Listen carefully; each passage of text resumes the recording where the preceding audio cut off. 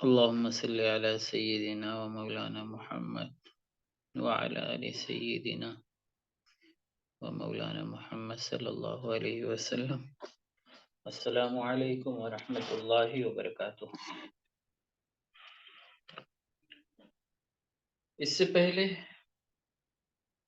درس میں ہم لوگوں نے پڑھا تھا کہ کس طریقے سے اللہ کے رسول صلی اللہ علیہ وسلم کو دین حق کی تبلیغ کے راستے میں طرح طرح کی مصیبتوں اور تکالیف سے دوچار کیا گیا، طرح طرح کی مصیبتیں اور تکلیفیں دی گئیں۔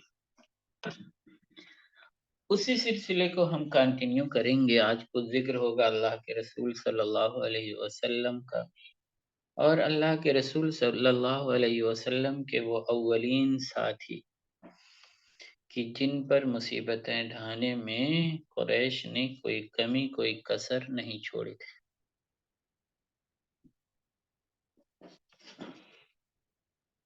اللہ کے رسول صلی اللہ علیہ وسلم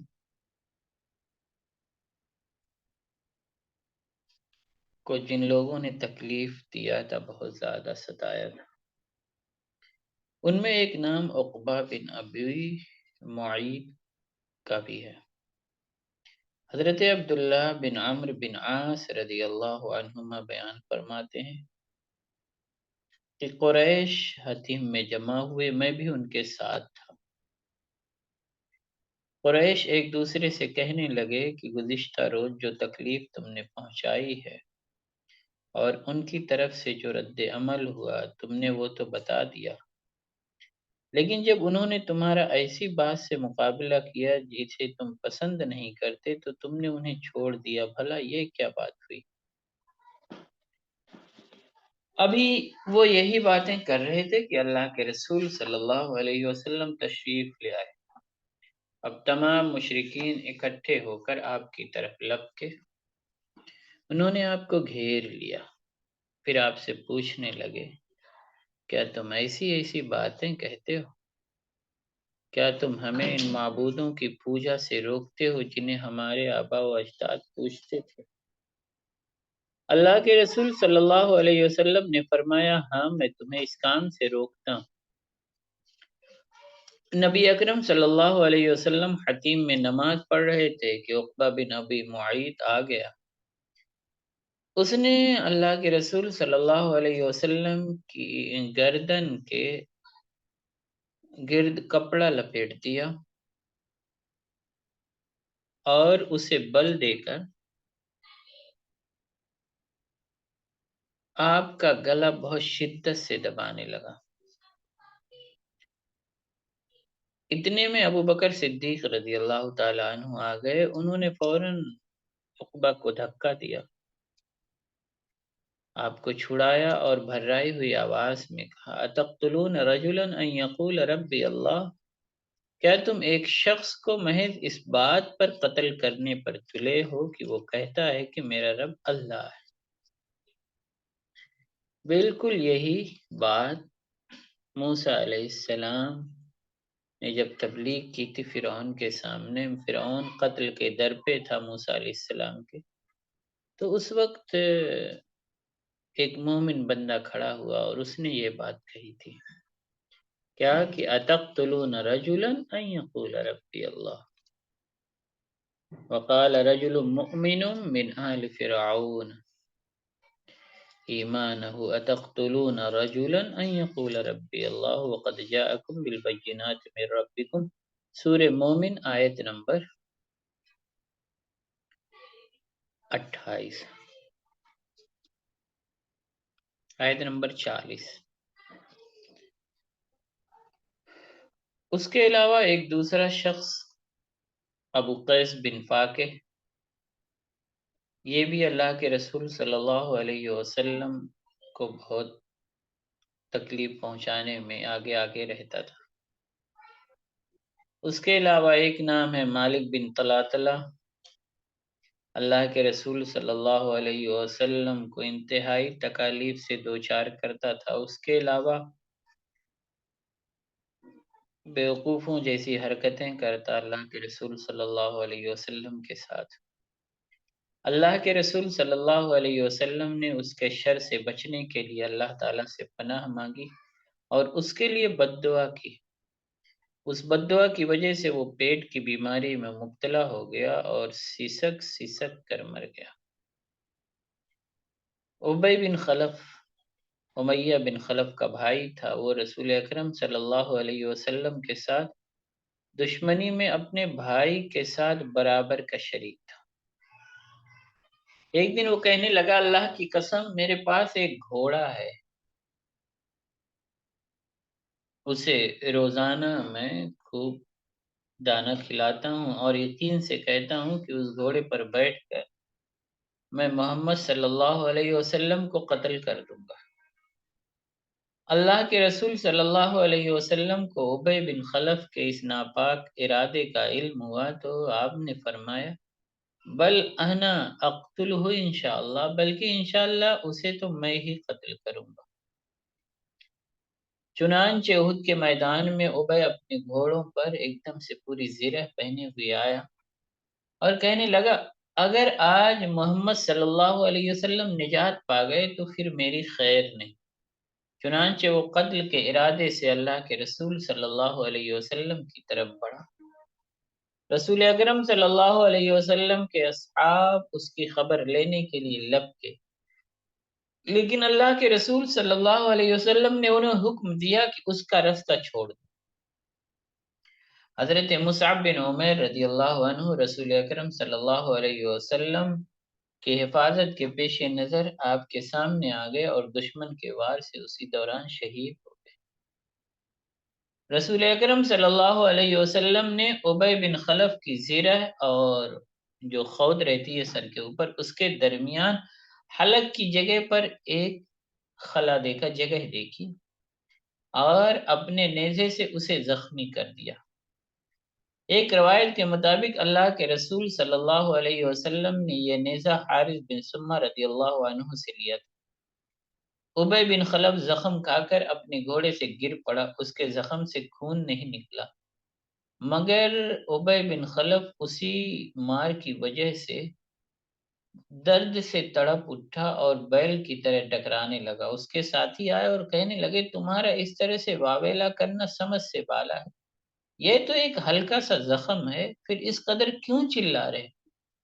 ابی بن خلف نے انہیں رسول اکرم صلی اللہ علیہ وسلم کی بات یاد دلائی اور کہا، محمد صلی اللہ علیہ وسلم نے کہا تھا، بل انا اقتل ابیا، بلکہ میں ہی ابی کو قتل کروں گا۔ پھر کہنے لگا، اس ذات کی قسم جس کے ہاتھ میں میری جان ہے، یہ تکلیف جو اس وقت مجھے ہو رہی ہے اگر ذوالمجاز مجاز کے لوگوں پر تقسیم کر دی جائے تو وہ سب مر جائیں۔ ایک روایت کے مطابق ابی نے کہا، اللہ کی قسم اگر محمد صلی اللہ علیہ وسلم مجھ پر تھوک بھی دیتے تو میں مر جاتا۔ چنانچہ ابی بن خلف مکہ پہنچنے سے پہلے ہی مقام صرف پر مر گیا۔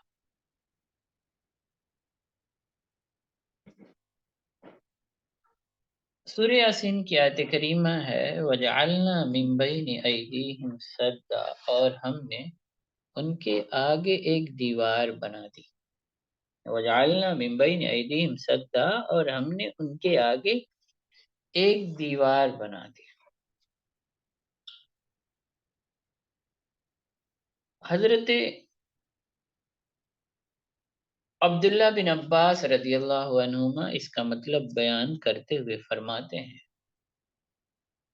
کہ قریش ڈھانک دیے گئے، فَأَغْشَيْنَاهُمْ، چنانچہ ہم نے ان کی آنکھیں ڈھانپ دی، فَهُمْ لَا يُبْصِرُونَ، لہذا وہ نبی اکرم صلی اللہ علیہ وسلم کو دیکھ نہیں سکتے تھے کہ آپ کو تکلیف پہنچا سکے۔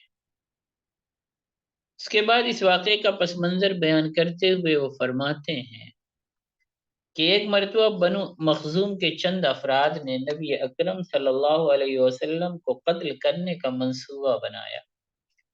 انہوں نے آپس میں ایک دوسرے کو تلقین کی، نصیحت کی کہ وہ ہر حال میں آپ کو قتل کر دے۔ اس منصوبے میں ولید بن مغیرہ، ابو جہل پیش تھے۔ چنانچہ بنو مخزوم اس ناپاک پروگرام کو عملی جامہ پہنانے کے لیے موقع کی تاک میں گھات لگا کر بیٹھ گئے۔ ایک دن نبی اکرم صلی اللہ علیہ وسلم نماز پڑھتے ہوئے بآواز بلند تلاوت فرما رہے تھے۔ بنو مخزوم نے جو ہی آپ کی تلاوت سنی تو ولید کو بھیجا تاکہ وہ آپ کو قتل کر دے۔ ولید اس مکان پر پہنچا جہاں نبی اکرم صلی اللہ علیہ وسلم نماز میں مصروف تھے اور بآواز بلند تلاوت فرما رہے تھے۔ ولید نبی اکرم صلی اللہ علیہ وسلم کو تلاش کرنے لگا۔ وہ آپ کی تلاوت تو واضح طور پر سن رہا تھا، لیکن وہ آپ کی ذات گرامی کو پوری کوشش کے باوجود نہ دیکھ پایا۔ وہ حیران ہو کر واپس چلا گیا اور اپنے ساتھیوں کو اس عجیب و غریب صورتحال سے آگاہ کیا۔ اس کے بعد ابو جہل، ولید اور بنو مخزوم کے چند دیگر افراد اسی مکان میں پہنچے جہاں نبی اکرم صلی اللہ علیہ وسلم نماز پڑھ رہے تھے۔ وہ بھی کان لگا کر قرات سننے اور غور کرنے لگے کہ یہ آواز کس طرف سے آ رہی۔ انہیں یوں محسوس ہوا جیسے یہ آواز ان کے پیچھے سے آ رہی ہے، لہذا وہ پیچھے مڑ گئے۔ جب وہاں دیکھا اور کان لگا کر آواز کی جہت تلاش کرنے لگے تو انہیں تلاوت کی آواز پھر اپنے پیچھے سے آتی سنائی دی۔ وہ اسی کشمکش میں ذلیل ہوئے اور واپس چلے گئے۔ وہ نبی اکرم صلی اللہ علیہ وسلم کو دیکھ نہ سکے، نہ ان کے خلاف کچھ کر سکے۔ حضرت عبداللہ بن عباس رضی اللہ عنہما فرماتے ہیں کہ اس آیت مقدسہ کا مطلب یہی ہے وَجَعَلْنَا مِن بَيْنِ أَيْدِيهِمْ سَدًّا وَمِن خَلْفِهِمْ سَدًّا فَأَغْشَيْنَاهُمْ فَهُمْ لَا يُبْصِرُونَ، اور ہم نے ان کے آگے ایک دیوار بنا دی اور ان کے پیچھے بھی ایک دیوار، پھر ہم نے ان کی آنکھوں کو ڈھانپ دیا لہذا وہ دیکھ نہیں سکتے۔ نضر بن حارث یہ بھی اللہ کے رسول صلی اللہ علیہ وسلم کو اذیتیں دینے میں بہت پیش رہتا تھا۔ آگے متعدد مواقع پر آپ کو تکالیف پہنچانے میں اس نے بڑی تیزی اور دلیری دکھائی، لیکن ہمیشہ ناکام و نامراد ہی رہا۔ شدید گرمی کا موسم تھا۔ اللہ کے رسول صلی اللہ علیہ وسلم دوپہر کے وقت رفع حاجت کے لیے گھر سے نکلے اور الحجون کی گہری گھاٹی میں پہنچ گئے۔ نضر بن حارث نے آپ کو دیکھ لیا۔ وہ کہنے لگا میں نے آپ کو کبھی تنہا نہیں پایا، یہ بہترین موقع ہے کہ میں چپکے سے بے خبری کے عالم میں انہیں قتل کر دوں۔ یہ سوچ کر وہ نبی اکرم صلی اللہ علیہ وسلم کے پیچھے چل دیا، پھر اچانک خوف زدہ ہو کر اپنے گھر پلٹ آیا۔ راستے میں ابو جہل سے ملاقات ہوئی۔ وہ پوچھنے لگا کہاں سے آ رہے ہو؟ نضر بولا میں محمد صلی اللہ علیہ وسلم کا پیچھا کر رہا تھا کہ میں انہیں تنہائی میں دھوکے سے قتل کر دوں۔ اچانک میں نے ایک کالا زہریلا ناگ دیکھا، وہ میرے سر کے اوپر اپنا جبڑا پھاڑ کر پھنکار رہا تھا۔ میں بری طرح گھبرا گیا اور لوٹ آیا۔ ابو جہل کہنے لگا یہ واقعہ اس کے جادو کی وجہ سے پیش آیا۔ حکم بن ابی الحکم اموی کی بیٹی اپنے باپ سے کہنے لگی اے بنو امیہ، تم سے زیادہ بری قوم میں نے کبھی نہیں دیکھی جو رسول اکرم صلی اللہ علیہ وسلم کے آگے عاجز تھی اور ان کے بارے میں بری رائے رکھتی تھی۔ حکم کہنے لگے اے میری بیٹی ہمیں ملامت نہ کر، میری بات سن، میں صرف وہی بات بتاتا ہوں جو میں نے دیکھی ہے۔ ہم نے ایک دن عہد کیا کہ رسول اللہ صلی اللہ علیہ وسلم کا کام تمام کر دیں گے، قتل کر دیں گے انہیں۔ ہم اس ارادے سے نکلے اور رسول اکرم صلی اللہ علیہ وسلم کی طرف چل پڑے۔ اچانک ہم نے بڑی خوفناک آواز سنی۔ ہمارا خیال ہے کہ تہامہ کے پہاڑ بھی اس آواز کی شدت سے لرز گئے ہوں گے۔ اسی اثنا میں ہم پر غشی طاری ہو گئی۔ جب تک رسول اکرم صلی اللہ علیہ وسلم نماز پڑھ کر اپنے اہل و عیال کی طرف واپس نہیں آ گئے، ہم بے ہوش ہی پڑے رہے۔ ایک دن ہم نے پھر اسی طرح کے عہد و پیمان باندھے اور رسول اکرم صلی اللہ علیہ وسلم کو قتل کرنے کے لیے ایک رات مقرر کر لی۔ جیسے ہی مقرر وقت آیا ہم فوراً رسول اکرم صلی اللہ علیہ وسلم کی طرف لپکے، لیکن اسی وقت صفا اور مروہ دونوں پہاڑ اوپر تلے ہو کر ہمارے اور رسول اکرم صلی اللہ علیہ وسلم کے درمیان حائل ہو گئے۔ اللہ کی قسم ہمارے ارادوں سے ہمیں کوئی فائدہ نہیں پہنچا، یہاں تک کہ اللہ جل جلالہ نے ہمیں اسلام کی نعمت سے نواز دیا۔ ایک دفعہ کوہ صفا کے نزدیک اللہ کے رسول صلی اللہ علیہ وسلم کا گزر ہوا۔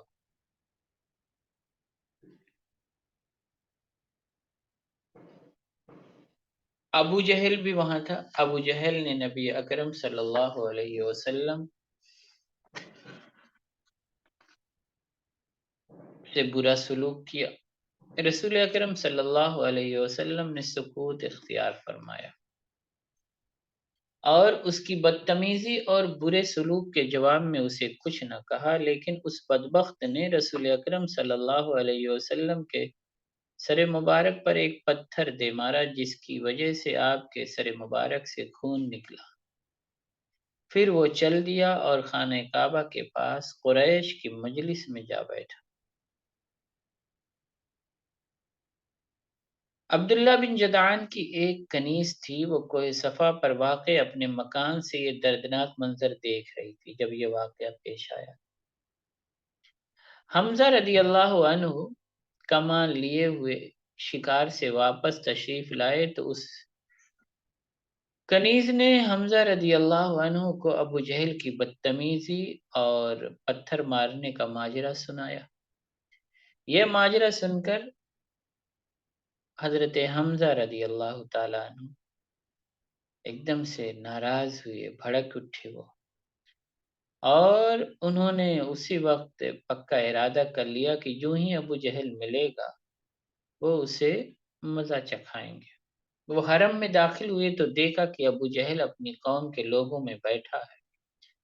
حضرت حمزہ رضی اللہ عنہ لپک کر اس کے پاس پہنچے، انہوں نے اس کے سر پر اپنی کمان دے ماری۔ اس کے بعد حضرت حمزہ رضی اللہ عنہ نے اسے چیلنج دیا، اگر تجھ میں ہمت ہے تو جوابی کارروائی کر۔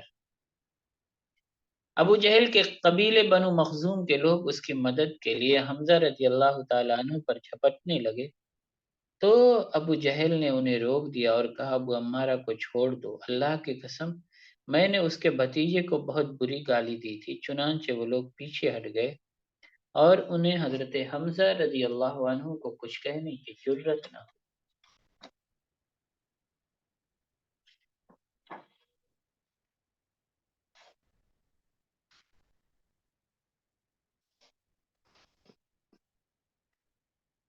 قریش میں سب سے زیادہ فساد کرنے والا جو شخص تھا اس کا نام ابو جہل تھا۔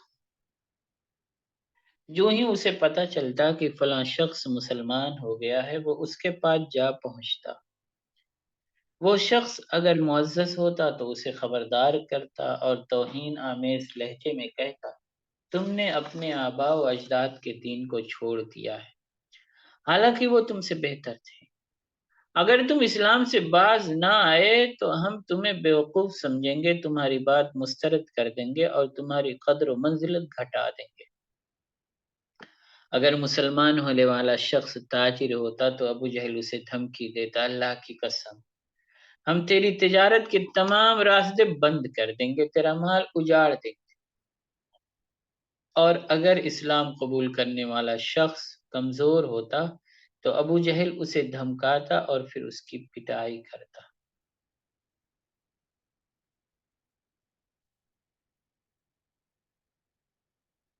بعض مواقع پر مسلمانوں پر اتنا سنگین تشدد کیا گیا کہ وہ بالکل عاجز آ گئے اور کفار و مشرکین انہیں حواس باختہ کر کے ان کی زبانوں سے اپنے مطلب کی بات کہلوانے۔ صحابہ کرام رضی اللہ عنہم کو گائے اور اونٹ کی کھال میں لپیٹ کر دھوپ میں پھینک دیا جاتا تھا، بعض کو لوہے کی تپتی ہوئی زرہ پہنا کر جلتے پتھروں پر گرا دیا جاتا تھا، یہاں تک کہ خود مسلمان ہونے والے کا اپنا قبیلہ ہی اس کے پیچھے پڑ جاتا اور وہ ظالم بڑی سی کھال کے خول میں پانی بھر کر اس میں اسلام قبول کرنے والے شخص کو بند کر دیتے تھے۔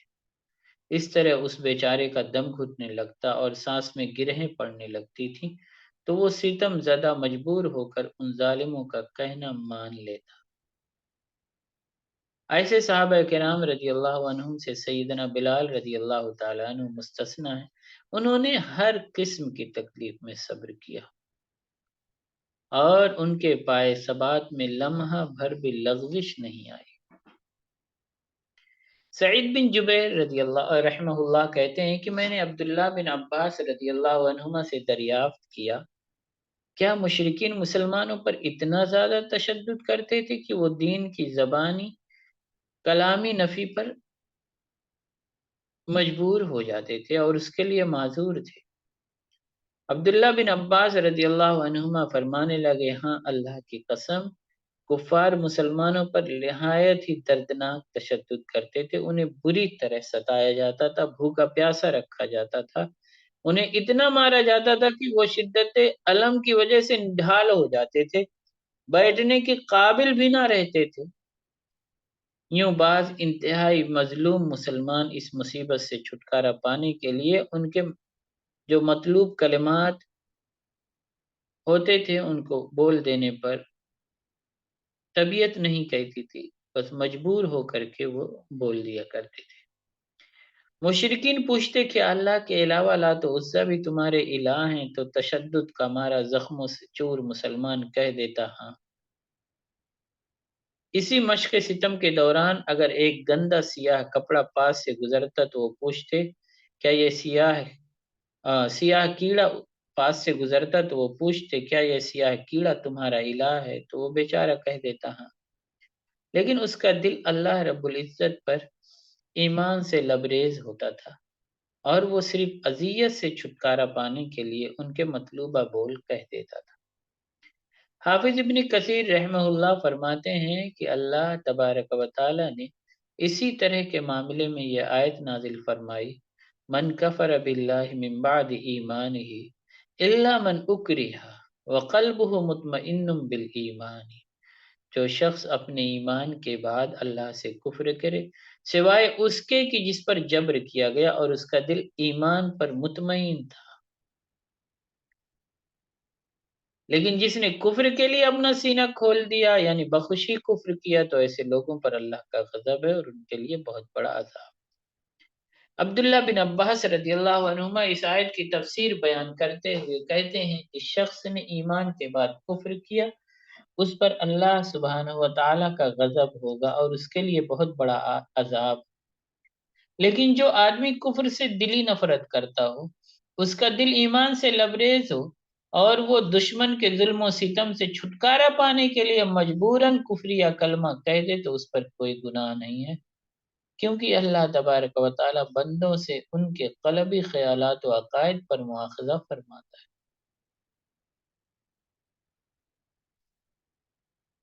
حضرت ابو سعید خدری رضی اللہ عنہ سے روایت ہے، وہ فرماتے ہیں کہ میں نے اللہ کے رسول صلی اللہ علیہ وسلم سے دریافت کیا کہ ای الناس اشد بلاء، وہ کون لوگ ہیں جو سب سے زیادہ سخت آزمائشوں سے دوچار ہوتے ہیں؟ اللہ کے رسول صلی اللہ علیہ وسلم نے ارشاد فرمایا، سب سے زیادہ آزمائشوں میں مبتلا ہونے والے انبیاء کرام ہیں، پھر جو ان کے بعد سب سے افضل ہیں، پھر جو ان کے بعد افضل ہیں۔ آدمی کو اس کے دین کے مطابق آزمایا جاتا ہے، اگر اس کا دین قوی ہو تو آزمائش بھی سخت ہوتی ہے، اگر اس کے دین میں کمزوری ہو تو اسے اس کے دین کے مطابق آزمایا جاتا ہے۔ وہ آزمائش بندے پر رہتی ہے یہاں تک کہ اسے اس طرح چھوڑ دیتی ہے کہ وہ زمین پر چلتا ہے اور اس پر اس کا کوئی گناہ باقی نہیں رہتا۔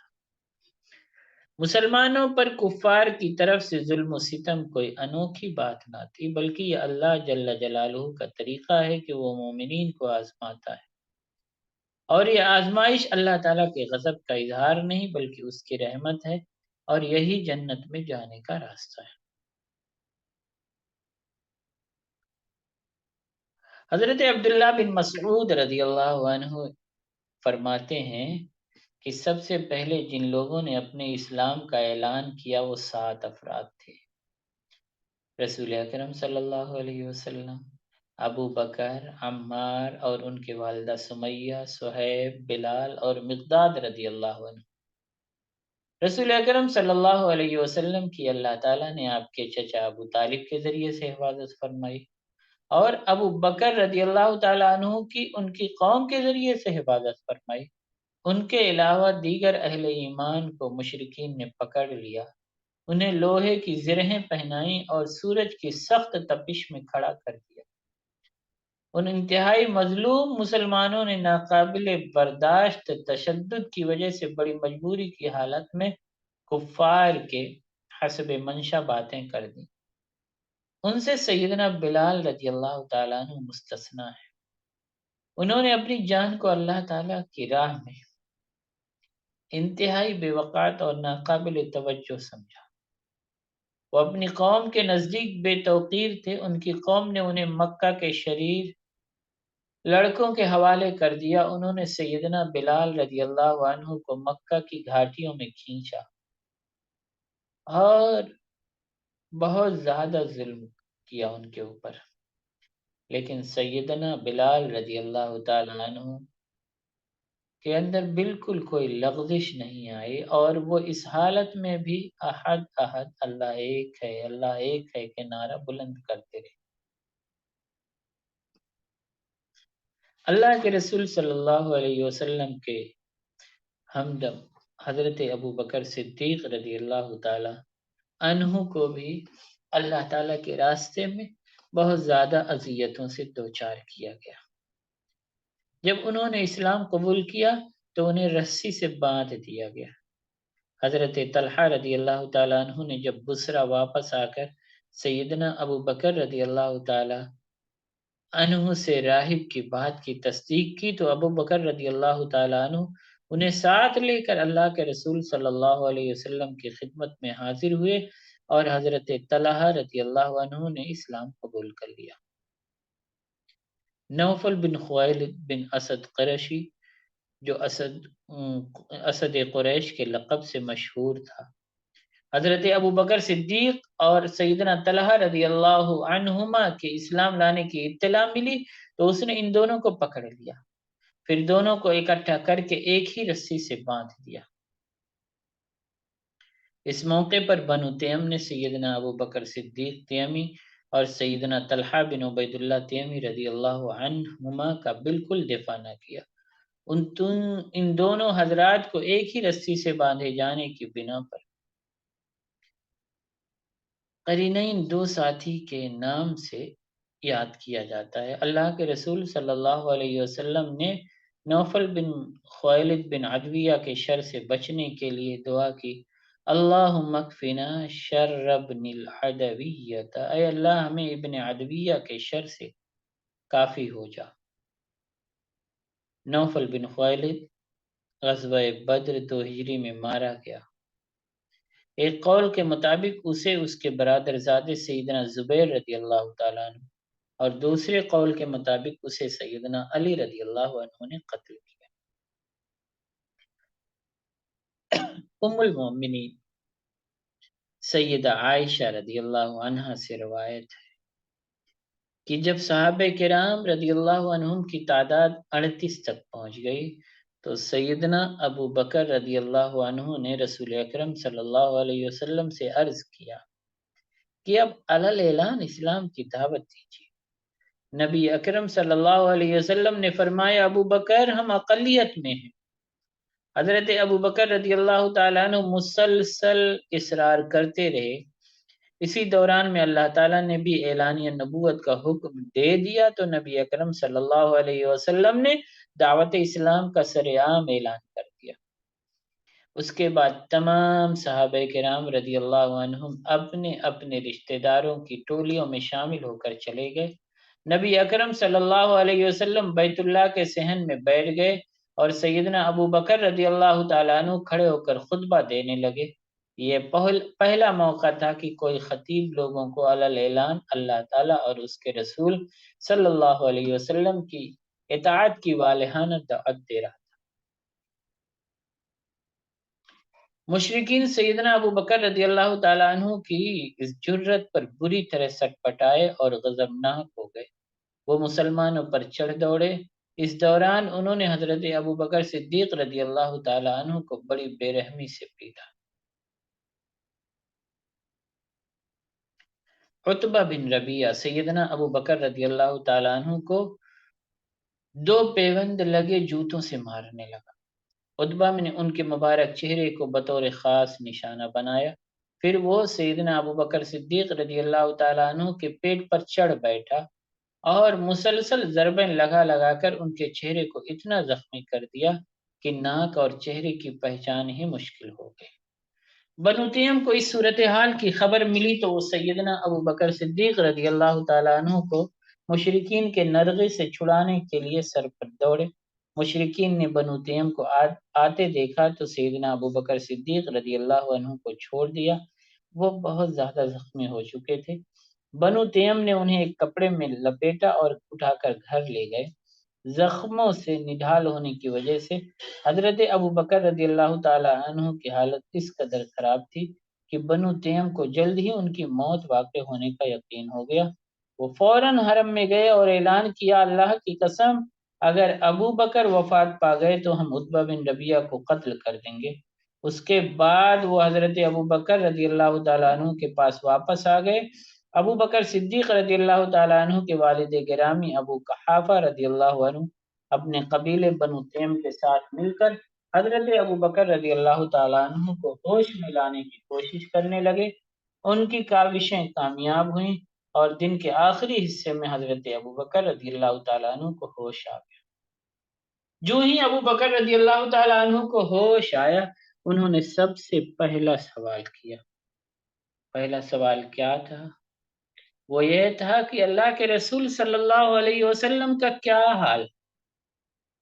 اس سوال پر بنو تیم بڑے ناراض ہوئے۔ انہوں نے سیدنا ابو بکر صدیق رضی اللہ عنہ سے بات چیت بند کر دی اور دامن جھاڑ کر الگ ہو گئے۔ وہ جاتے جاتے سیدنا ابو بکر صدیق رضی اللہ تعالیٰ عنہ کی والدہ ماجدہ ام خیر رضی اللہ عنہ سے کہے گئے، انہیں کچھ کھلائیے پلائیے۔ ام خیر رضی اللہ عنہ سیدنا ابو بکر رضی اللہ تعالیٰ عنہ کی طرف متوجہ ہوئیں تو سیدنا ابو بکر رضی اللہ عنہ نے دوبارہ نبی اکرم صلی اللہ علیہ وسلم کا حال دریافت کیا۔ ام خیر کہنے لگیں، مجھے تمہارے ساتھی کا مطلق علم نہیں۔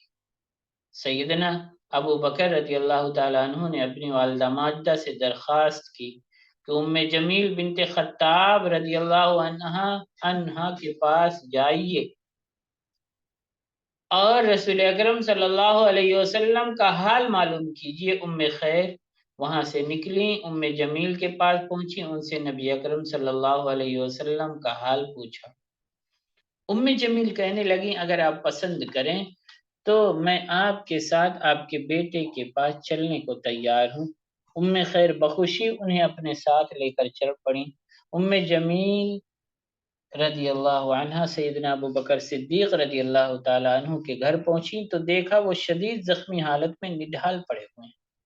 ام جمیل بلک اٹھیں اور درد بھرے لہجے میں بولی، جس قوم نے آپ کی یہ درگت بنائی ہے وہ یقیناً نہایت گھٹیا، بدخماش اور کافر قوم ہے۔ مجھے امید ہے کہ اللہ تعالیٰ ان بدبختوں سے آپ کا بدلہ ضرور لے گا۔ سیدنا ابو بکر رضی اللہ تعالیٰ عنہ نے ام جمیل سے پوچھا، نبی اکرم صلی اللہ علیہ وسلم کا کیا حال ہے؟ ام جمیل نے احتیاطاً کہا کہ آپ کی والدہ ہماری بات سن رہی ہیں۔ سیدنا ابو بکر رضی اللہ تعالیٰ عنہ نے فرمایا، تمہیں ام خیر سے کوئی خدشہ نہیں ہونا چاہیے۔ اب ام جمیل نے کہا کہ رسول اکرم صلی اللہ علیہ وسلم بالکل صحیح سالم۔ ابو بکر صدیق رضی اللہ عنہ نے دریافت کیا کہ اس وقت اللہ کے رسول صلی اللہ علیہ وسلم کہاں تشریف فرمائے؟ ام جمیل نے جواب دیا، وہ اس وقت دار ارقم میں ہیں۔ سیدنا ابو بکر صدیق رضی اللہ تعالی عنہ نے وہ کہنے لگے اللہ کی قسم، جب تک میں نبی اکرم صلی اللہ علیہ وسلم کی خدمت اقدس میں حاضر نہ ہو جاؤں اس وقت تک نہ کچھ کھاؤں گا نہ پیوں گا۔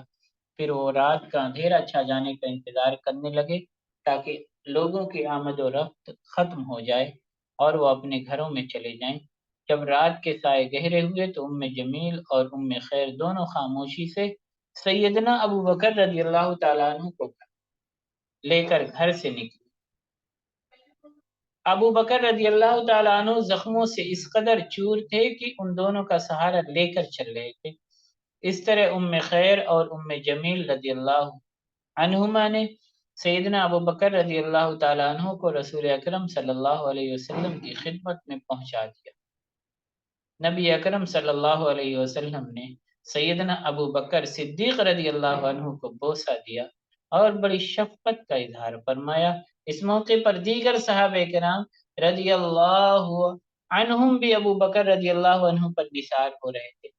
نبی اکرم صلی اللہ علیہ وسلم سیدنا ابو بکر رضی اللہ تعالیٰ عنہ کی حالت زار دیکھ کر بے حد غمگین ہو گئے، لیکن حضرت ابو بکر رضی اللہ تعالیٰ عنہ نبی اکرم صلی اللہ علیہ وسلم کی تکلیف پر تڑپ اٹھے اور عرض کیا، اے اللہ کے رسول صلی اللہ علیہ وسلم، میرے ماں باپ آپ پر قربان ہوں، مجھے کوئی تکلیف نہیں، بس اس فاسد کے تشدد کی وجہ سے میرے چہرے پر سوجن آ گئی، ورم آ گیا ہے۔ پھر عرض کی، یہ میری ماں ہیں، یہ اپنے بیٹے سے نیکی کرنے والی ہیں، ان کے لیے دعا فرمائیے، آپ بڑے بابرکت ہیں، انہیں بھی اللہ تعالیٰ کی بندگی کی دعوت دے دیجیے، شاید اللہ تعالیٰ آپ کے ذریعے سے انہیں جہنم سے آزاد کر دے۔ اللہ کے رسول صلی اللہ علیہ وسلم نے ام خیر کے لیے دعا فرمائی اور انہیں اسلام کی دعوت دی۔ ام خیر اسی وقت مسلمان ہو گئی۔ اس طرح مسلمانوں کی تعداد 39 ہو گئی۔ جب حضرت ابو بکر صدیق رضی اللہ تعالیٰ عنہ نے ابن دغنہ کی پناہ واپس کی تو اس موقع پر ایک احمق نے آپ کے سر پر مٹی ڈال دی۔ حضرت انس رضی اللہ تعالیٰ عنہ سے روایت ہے، فرماتے ہیں کہ ایک مرتبہ اللہ کے رسول صلی اللہ علیہ وسلم پر تشدد جاری تھا۔ ظالموں نے اتنا مارا کہ رسول اکرم صلی اللہ علیہ وسلم پر غشی طاری ہو گئی۔ سیدنا ابو بکر صدیق رضی اللہ تعالیٰ عنہ ان کے دفاع کی خاطر اٹھ کھڑے ہوئے اور بلند آواز سے مشرکین سے فرمایا، تمہارے لیے ہلاکت ہو، کیا تم ایسے آدمی کو قتل کرنا چاہتے ہو جو یہ کہتا ہے کہ میرا رب اللہ ہے؟ اس پکار پر قریش نے نبی کریم صلی اللہ علیہ وسلم کو چھوڑ دیا اور سیدنا ابو بکر رضی اللہ تعالیٰ عنہ پر ٹوٹ پڑے۔ سیدنا اسما رضی اللہ عنہ سے روایت ہے کہ ایک دن سیدنا ابو بکر رضی اللہ تعالیٰ عنہ کو یہ آواز سنائی دی کہ اپنے ساتھی کو بچاؤ۔ وہ جھٹ سے ہمارے پاس سے اٹھے اور باہر نکل گئے۔ ان کے سر پر 4 چوٹیاں تھیں۔ وہ یہ کہتے ہوئے جا رہے تھے، اتقتلون رجلا ان یقول ربی اللہ، کیا تم لوگ ایک آدمی کو محض اس لیے قتل کرنا چاہتے ہو کہ وہ کہتا ہے کہ میرا رب اللہ ہے؟ یہ بات سن کر مشرکین نے نبی اکرم صلی اللہ علیہ وسلم کو چھوڑ دیا اور حضرت ابو بکر صدیق رضی اللہ تعالیٰ عنہ پر ٹوٹ پڑے، ان پر اتنا تشدد کیا کہ جب وہ واپس آئے تو حالت یہ تھی کہ وہ اپنی چوٹیوں کے جس بال کو بھی چھوتے تھے وہ ان کی چٹکی کے ساتھ ہی باہر نکل جاتا۔ محمد ابن علی ابن حنفیہ رحمہ اللہ اپنے والد گرامی حضرت علی رضی اللہ عنہ سے روایت کرتے ہیں کہ وہ خطبہ ارشاد فرما رہے تھے۔ اسی دوران انہوں نے لوگوں سے سوال کیا، سب سے زیادہ بہادر کون ہے؟ لوگوں نے کہا، آپ ہی سب سے بڑھ کر بہادر ہیں۔ سیدنا علی رضی اللہ تعالیٰ عنہ نے فرمایا، مجھے تو جس نے بھی دعوت مبارزت دی یعنی مقابلے کی دعوت دی میں نے انصاف کیا، لیکن سب سے بڑے بہادر ابو بکر رضی اللہ عنہ ہیں۔ میں نے دیکھا کہ قریش نے نبی اکرم صلی اللہ علیہ وسلم کو پکڑ رکھا تھا، وہ آپ کو ایک دم سے تکلیف پہنچانے کے در پہ تھے، کھینچا تانی کر رہے تھے اور کہہ رہے تھے کہ اچھا کیا تو ہی وہ شخص ہے جس نے تمام معبودوں کے بجائے ایک معبود بنا لیا ہے اور تیرا دعویٰ یہ بھی ہے کہ وہ یکتا ہے؟ اللہ کی قسم اس ہولناک صورتحال میں ہم میں سے کوئی بھی ان کے قریب نہ گیا، مگر ابو بکر رضی اللہ عنہ کا عالم یہ تھا کہ کبھی وہ آپ کا دفاع کرتے اور کبھی کسی تشدد کرنے والے کو مارنے لگتے اور کہتے تمہارے لیے ہلاکت ہو، کیا تم ایک ایسے آدمی کو قتل کرنا چاہتے ہو جو یہ کہتا ہے کہ میرا رب صرف اللہ ہے۔ یہ بات بیان کر کے حضرت علی رضی اللہ تعالیٰ عنہ رونے لگے، پھر دریافت فرمایا اللہ تعالیٰ تمہیں سمجھ دے، کیا آل فرعون کا مومن افضل تھا یا ابو بکر؟ لوگ خاموش رہے تو سیدنا علی رضی اللہ تعالیٰ عنہ نے فرمایا اللہ کی قسم ابو بکر کی زندگی کا ایک لمحہ اس کی پوری عمر سے افضل ہے۔ آل فرعون کا مومن اپنے ایمان کو چھپاتا تھا، لیکن ابو بکر اپنے ایمان کا ڈٹ کر اظہار اور اعلان کرتے تھے۔ اللہ کے رسول صلی اللہ علیہ وسلم کی دو بیٹیوں کی شادی ایک بہت ہی خوش نصیب صحابی سے ہوئی، حضرت عثمان بن عفان رضی اللہ تعالیٰ عنہ۔ اسی وجہ سے ان کو ذو النورین بھی کہا جاتا ہے۔ حضرت عثمان بن عفان رضی اللہ عنہ جب اسلام کی نعمت سے بہرہ مند ہوئے تو وہ بنو امیہ کے پہلے آدمی تھے جنہوں نے بنو ہاشم کے بیٹے یعنی اللہ کے رسول صلی اللہ علیہ وسلم کی غلامی قبول کر کے اپنے قبیلے میں سبقت کا اعزاز حاصل کیا۔ بنو امیہ ان کی جرت پر غضبناک ہوئے، بہت ناراض ہوئے حضرت عثمان رضی اللہ تعالیٰ عنہ کے ایمان لانے پر۔ حضرت عثمان رضی اللہ تعالیٰ عنہ کے بدبخت چچا نے انہیں کھجور کی صف میں لپیٹ کر باندھ دیا اور نیچے سے دھواں دینے لگا۔ وہ اس عمل کو بار بار دہراتا لیکن حضرت عثمان رضی اللہ تعالیٰ عنہ کے ایمان اور استقلال میں ذرہ بھر فرق نہ آیا۔ اللہ کے رسول صلی اللہ علیہ وسلم نے حضرت عثمان رضی اللہ تعالیٰ عنہ کو اپنے سینے سے لگایا، ان کی عزت افزائی کی، بنو امیہ کی تمام کدورتوں اور نفرتوں کو نظر انداز کر کے انہیں اپنے قریبی رفقا میں بلند مقام سے نوازا، ان کی دلجوئی کی تاکہ انہیں اپنے قبیلے کی عصبیت سے محفوظ رکھا جا سکے۔ پھر انہیں اپنی فرزندی میں لے کر ان سے اپنی بیٹی بھی بیاہ دی، اور یہ حضرت عثمان رضی اللہ تعالی عنہ کو ہی یہ مرتبہ نصیب ہوا کہ نبی اکرم صلی اللہ علیہ وسلم نے یکے بعد دیگر اپنی دو صاحبزادیوں کی شادی انہی سے کی۔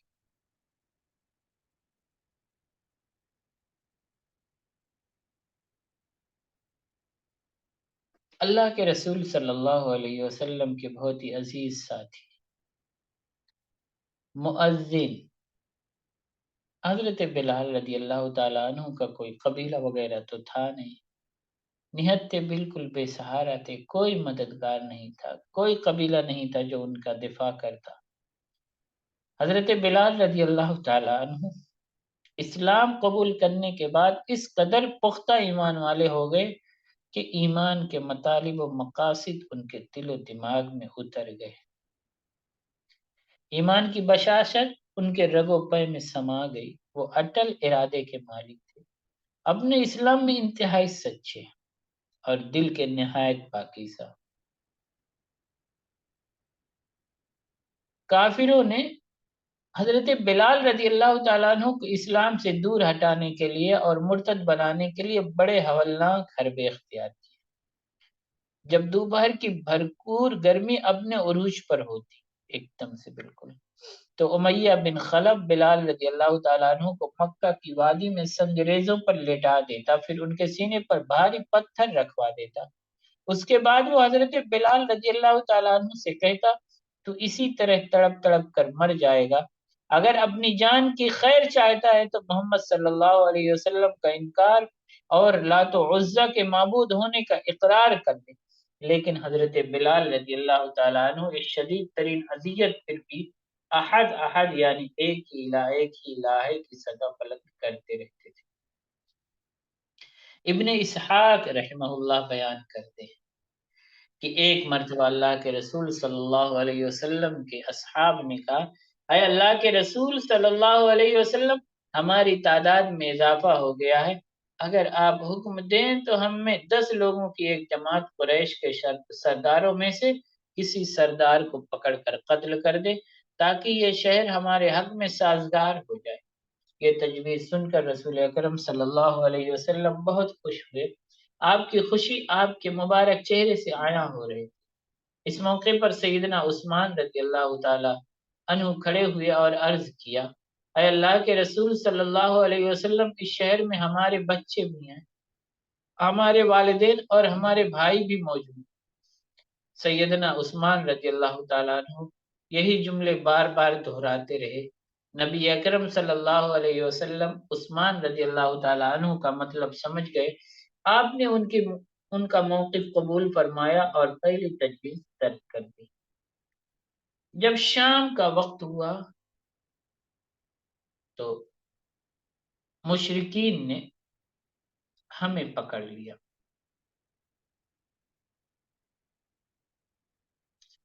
اور ہم پر اتنا تشدد کیا کہ ہم مجبور ہو کر بادل ناخواستہ فتنہ کفر میں مبتلا ہو گئے، مگر بلال رضی اللہ تعالیٰ عنہ اس بھیانک تشدد پر بھی عہد یعنی اللہ ایک ہے، اللہ ایک ہی پکار بلند کرتے رہے۔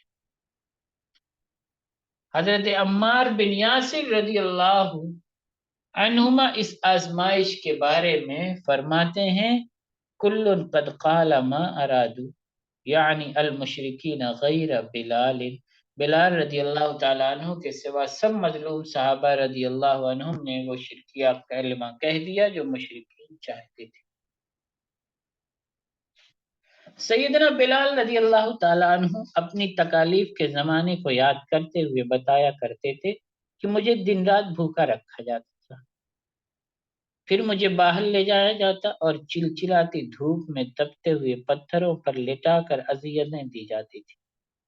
عمرو بن عاص رضی اللہ تعالیٰ عنہ بیان کرتے ہیں کہ میں ایک دفعہ بلال رضی اللہ تعالیٰ عنہ کے قریب سے گزرا، انہیں پتھروں پر لٹا کر اذیت دی جا رہی تھی۔ گرمی کی شدت کا یہ عالم تھا کہ اگر ان تپتے ہوئے پتھروں پر گوشت رکھ دیا جاتا تو وہ بھی جل جاتا، لیکن بلال رضی اللہ تعالیٰ عنہ اس قدر ہولناک عذاب جھیل کر بھی مسلسل یہی آواز لگا رہے تھے، میں لات و عزا کو رب ماننے سے انکار کرتا ہوں۔ یہ بات سن کر امیہ اور ناراض ہو جاتا، انہیں بری طرح پیٹتا۔ امیہ بلال رضی اللہ تعالیٰ عنہ کا گلا دباتا، وہ بے ہوش ہو جاتے، پھر ہوش میں آتے تو ان کے ہونٹوں سے احد احد ہی کا نعرہ بلند ہوتا تھا۔ حضرت حسان بن ثابت رضی اللہ تعالیٰ عنہ فرماتے ہیں کہ میں حج یا عمرے کے لیے مکہ مکرمہ گیا، میں نے دیکھا کہ بلال رضی اللہ تعالیٰ عنہ کی گردن میں ایک لمبی رسی بندھی ہوئی تھی جسے مکہ کے شریر لڑکے کھینچ رہے تھے۔ عامر بن فہیرہ رضی اللہ عنہ بھی بلال رضی اللہ تعالیٰ عنہ کے ساتھ تھے۔ بلال کہہ رہے تھے، احد احد، میں لات و عزا کو نہیں مانتا، میں حبل، اصاف، نائلہ اور بوانا کا انکار کرتا ہوں۔ امیہ یہ الفاظ سن کر سیدنا بلال رضی اللہ تعالیٰ عنہ پر ٹوٹ پڑتا اور انہیں تپتے ہوئے پتھروں پر لٹا کر زبردست تشدد کرتا۔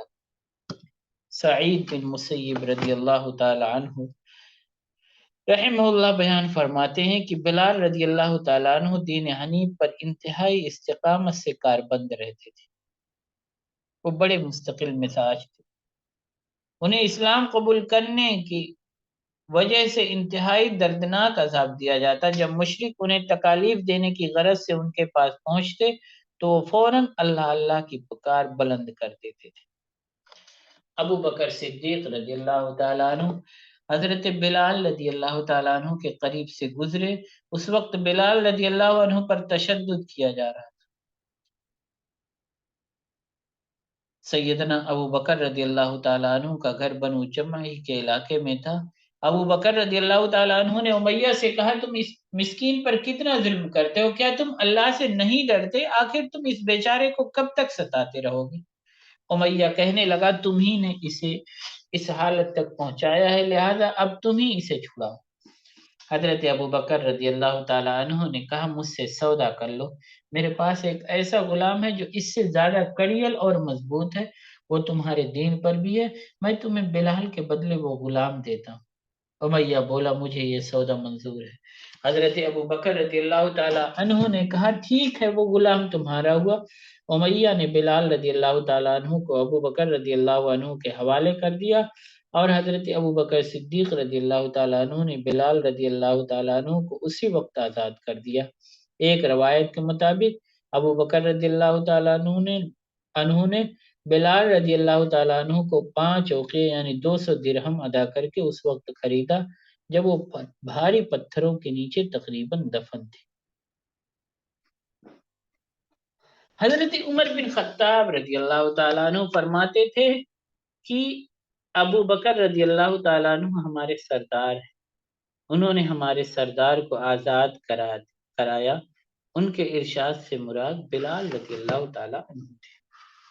جب نبی اکرم صلی اللہ علیہ وسلم وفات پا گئے تو سیدنا بلال رضی اللہ عنہ انتہائی غمگین اور آبدیدہ ہو گئے۔ انہوں نے مدینہ کو خیر باد کہہ کر شام جانے کا ارادہ کر لیا۔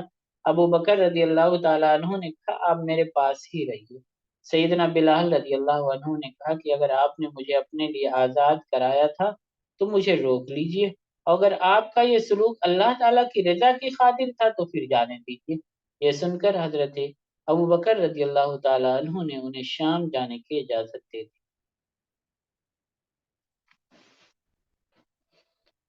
حضرت یاسر بن عامر رضی اللہ تعالیٰ عنہ یمن کے باشندے تھے۔ وہ اپنے 2 بھائیوں مالک اور حارث کے ساتھ اپنے ایک بھائی کی تلاش میں مکہ آئے۔ مالک اور حارث واپس چلے گئے۔ یاسر رضی اللہ تعالیٰ عنہ ابو حذیفہ بن مغیرہ مخزومی کے حلیف بن گئے۔ ابو حذیفہ مخزومی نے یاسر رضی اللہ تعالیٰ عنہ کی شادی ایک کنیز سے کر دی۔ اس کنیز کا نام سمیہ بنت خیاط تھا۔ اللہ تبارک و تعالیٰ نے ان میاں بیوی کو بیٹا عطا فرمایا، اس کا نام انہوں نے عمار رکھا۔ اس موقع پر ابو حذیفہ نے سمیہ رضی اللہ عنہا کو آزاد کر دیا۔ جب دعوت اسلام کی صدا بلند ہوئی تو اولین مسلمانوں کے ساتھ یاسر، سمیہ اور عمار بھی مسلمان ہو گئے تھے رضی اللہ عنہ۔ حضرت عمار بن یاسر رضی اللہ عنہما بیان فرماتے ہیں کہ صہیب بن سنان سے میری ملاقات دار ارقم کے دروازے پر ہوئی۔ رسول اکرم صلی اللہ علیہ وسلم دار ارقم میں تشریف فرما تھے۔ میں نے صہیب رضی اللہ تعالیٰ عنہ سے پوچھا تم یہاں کیسے؟ صہیب رضی اللہ عنہ نے الٹا مجھ سے سوال کر دیا تم بتاؤ تم یہاں کیا لینے آئے ہو؟ میں نے جواب دیا میں چاہتا ہوں کہ محمد صلی اللہ علیہ وسلم کی خدمت میں جاؤں اور ان کا کلام سنوں۔ صہیب رضی اللہ عنہ نے کہا میرا بھی یہی مقصد ہے۔ چنانچہ ہم دونوں نبی اکرم صلی اللہ علیہ وسلم کی خدمت میں حاضر ہوئے۔ آپ نے ہمیں اسلام کی تبلیغ فرمائی اور ہم دونوں مسلمان ہوئے۔ ایک موقع پر نبی اکرم صلی اللہ علیہ وسلم کہیں تشریف لے جا رہے تھے۔ آپ نے دیکھا عمار ان کے والد یاسر اور والدہ سمیہ رضی اللہ عنہ پر وادی بطحہ میں تشدد کیا جا رہا ہے۔ نبی اکرم صلی اللہ علیہ وسلم نے فرمایا خوش ہو جاؤ اے خاندان عمار، بلا شبہ تمہارا ٹھکانہ جنت ہے، بلا شبہ تمہارا ٹھکانہ جنت ہے۔ ابن اسحاق بیان کرتے ہیں کہ بنو مخزوم عمار بن یاسر ان کے والد اور والدہ کو مکہ سے باہر لے گئے۔ یہ ایک مسلمان گھرانہ تھا۔ عین دوپہر کے وقت جب شدید گرمی پڑتی تو انہیں مکہ کے تپتے ہوئے پتھروں پر لٹا کر ہولناک عذاب دیا جاتا۔ اسی دوران اللہ کے رسول صلی اللہ علیہ وسلم کا وہاں سے گزر ہوا تو آپ نے فرمایا اے خانوادہ یاسر صبر سے کام لو، تمہارا ٹھکانہ جہنم ہے، تمہارا ٹھکانہ جنت ہے۔ استغفر اللہ۔ کیا کہا کہ صبرن آل یاسر موعدکم الجنہ، اے خانوادہ یاسر صبر سے کام لو، تمہارا ٹھکانہ جنت۔ سیدنا عثمان بن عفان رضی اللہ عنہ بیان فرماتے ہیں کہ ایک موقع پر اللہ کے رسول صلی اللہ علیہ وسلم نے میرا ہاتھ تھام رکھا تھا اور ہم مکہ کی وادیوں میں گھوم رہے تھے۔ اسی دوران ہمارا سامنا عمار، ابو عمار اور ام عمار سے ہوا رضی اللہ عنہ۔ عمار، ابو عمار اور ام عمار۔ مشرکین انہیں بڑی سفاکی سے پیٹ رہے تھے۔ یاسر رضی اللہ عنہ نے عرض کی اے اللہ کے رسول صلی اللہ علیہ وسلم کیا حالات ایسے ہی رہیں گے؟ نبی اکرم صلی اللہ علیہ وسلم نے فرمایا اصبر، صبر کرو، پھر دعا فرمائی اللہم اغفر لآل یاسر وقد فعلت، اے اللہ خاندان یاسر کو معاف فرما دے اور یقیناً تو نے معاف فرما دیا۔ ابو جہل سمیہ رضی اللہ عنہ کے پاس آیا اور کہنے لگا تو محمد صلی اللہ علیہ وسلم پر صرف اس لیے ایمان لے آئی ہے کہ تو اس کے جمال پر فریفتہ ہو گئی ہے۔ یہ سن کر سمیہ رضی اللہ تعالیٰ عنہ نے اسے سخت جواب دیا تو اس درندے نے سمیہ رضی اللہ تعالیٰ عنہ کے پرائیویٹ پارٹ میں نیزہ مار کر انہیں شہید کر دیا۔ سمیہ رضی اللہ عنہ دین حق کی راہ میں شہید ہونے والی پہلی خاتون۔ اس کے چند ہی دنوں بعد یاسر رضی اللہ عنہ بھی ظلم سہتے سہتے خالق حقیقی سے جا ملے۔ ایک مرتبہ حضرت عمار بن یاسر رضی اللہ عنہما کو مشرکین نے آگ سے داغا۔ اللہ کے رسول صلی اللہ علیہ وسلم ان کے قریب سے گزرے تو آپ نے ان کے سر مبارک پر اپنا ہاتھ پھیرا۔ اللہ کے رسول صلی اللہ علیہ وسلم ان کے سر سے مٹی جھاڑتے ہوئے فرما رہے تھے، اے آگ عمار پر اس طرح ٹھنڈی ہو جا اور سلامتی والی ہو جا جس طرح تو ابراہیم علیہ السلام پر ٹھنڈی اور سلامتی والی ہو گئی تھی۔ یا نار کونی بردم و سلاما علی عمار کما کنت علی ابراہیم۔ نبی اکرم صلی اللہ علیہ وسلم نے حضرت عمار رضی اللہ تعالیٰ عنہ سے فرمایا تمہیں ایک باغی گروہ قتل کرے گا۔ عمار رضی اللہ عنہ اپنے ماں باپ کے بعد کفار کی طرف سے مدتوں طرح طرح کے عذاب سہتے رہے۔ وہ مکہ کے ان کمزور اور ضعیف لوگوں میں سے تھے جن کا وہاں کوئی قبیلہ نہ تھا جو ان کی حفاظت کرتا، نہ خود ان کے پاس کوئی ذاتی دفاعی سامان تھا۔ قریش انہیں دوپہر کے وقت خوفناک گرمی میں تپتی ریت پر لٹا دیا کرتے تھے تاکہ وہ عاجز آ کر مرتد ہو جائیں۔ ان پر ظلم و ستم کی انتہا یہ تھی کہ بسا اوقات سیدنا عمار رضی اللہ تعالیٰ عنہ تشدد کی وجہ سے ہوش و حواس کھو بیٹھتے تھے اور انہیں یہ بھی نہ معلوم ہوتا تھا کہ وہ کیا کہہ رہے ہیں۔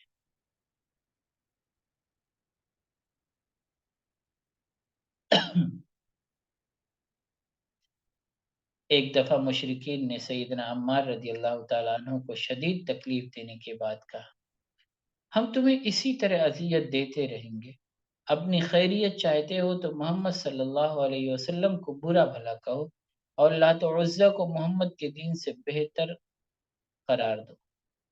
عمار رضی اللہ تعالیٰ عنہ شدت تشدد کی وجہ سے تاب نہ لا سکے، انہوں نے مجبوراً سفاکوں کے مطلوبہ بول بول دیے، مشرکین نے انہیں چھوڑ دیا۔ اس کے بعد عمار رضی اللہ تعالیٰ عنہ اللہ کے رسول صلی اللہ علیہ وسلم کی خدمت میں حاضر ہوئے تو آپ نے فرمایا کیا تم کامیاب ہو گئے؟ عمار رضی اللہ تعالیٰ عنہ نے عرض کیا میں ہرگز کامیاب نہیں ہوا۔ اللہ کے رسول صلی اللہ علیہ وسلم نے دریافت فرمایا کیوں؟ اس پر انہوں نے سارا ماجرا بیان کیا کہ معذوری کی حالت میں بہت مجبور کیے جانے پر میں نے آپ کے بارے میں غلط بات کہہ دی ہے اور لات و عزہ کو آپ کے دین پر ترجیح دی ہے۔ آپ نے پوچھا اس وقت تم نے اپنی دل کی کیفیت کو کیسا پایا؟ انہوں نے جواب دیا کہ میں نے اپنے دل کو ایمان ہی سے لبریز پایا، میرا دل دین اسلام پر لوہے کی طرح سختی سے قائم ہے۔ آپ نے فرمایا تم پر کوئی عار نہیں، اگر وہ لوگ تمہیں اس طرح کے ظلم کر کے پھر ستائیں تو تم انہیں دوبارہ وہی جواب دے سکتے ہو۔ چنانچہ عمار رضی اللہ تعالیٰ عنہ کے بارے میں یہ آیت نازل ہوئی من کفر باللہ من بعد ایمانہ الا من اکرہ وقلبہ مطمئن بالایمان، جو شخص اپنے ایمان کے بعد اللہ سے کفر کرے سوائے اس کے کہ جس پر جبر کیا گیا اور اس کا دل ایمان پر مطمئن تھا۔ اب انشاءاللہ تعالی اس سے آگے ہم اگلی کلاس میں کنٹینیو کریں گے۔ ابھی اگلی کلاس میں بھی اسی بات کا ذکر ہوگا کہ اللہ کے رسول صلی اللہ علیہ وسلم کے اصحاب پر کفار نے کس کس طرح کی مصیبتیں ڈھائیں۔ الگ الگ صحابہ کرام کا ذکر ہوگا انشاءاللہ تعالی. جزاک اللہ خیر. السلام علیکم ورحمۃ اللہ وبرکاتہ.